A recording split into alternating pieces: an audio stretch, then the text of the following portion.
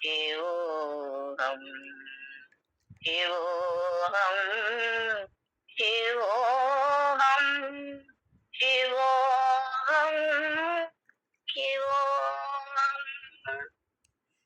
जय शिव। ओम नमः शिवाय। बहुत सुंदर माता जी, बहुत बहुत साधुवाद। नमन सभी को। ओम नमो नारायण।